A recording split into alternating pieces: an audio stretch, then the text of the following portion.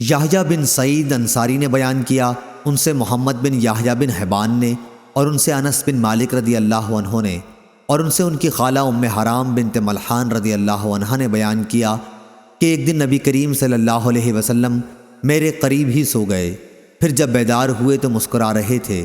میں نے عرض کیا کہ آپ کس بات پر ہنس رہے ہیں؟ فرمایا میری امت کے کچھ لوگ میرے سامنے پیش کیے گئے جو غزوہ کرنے کے لیے اس بہتے دریا پر سوار ہو کر جا رہے تھے جیسے بادشاہ تخت پر چڑھتے ہیں۔ میں نے عرض کیا پھر آپ میرے لیے بھی دعا کر دیجئے کہ اللہ تعالیٰ مجھے بھی انہی میں سے بنا دے۔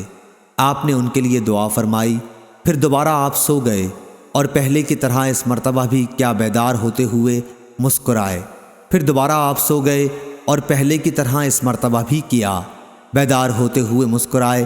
ام حرام رضی اللہ عنہا نے پہلے ہی کی طرح اس مرتبہ بھی عرض کی اور آپ نے وہی جواب دیا۔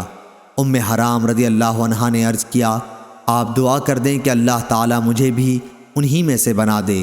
تو آن حضرت صلی اللہ علیہ وسلم نے فرمایا تم سب سے پہلے لشکر کے ساتھ ہوگی۔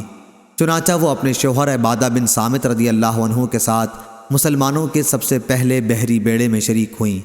معاویہ کے زمانے میں غزوہ سے لوٹتے وقت جب شام کے ساحل پر لشکر اترا تو ام حرام رضی اللہ عنہا کے قریب ایک سواری لائی گئی تاکہ اس پر سوار ہو جائیں، لیکن جانور نے انہیں گرا دیا اور اسی میں ان کا انتقال ہو گیا۔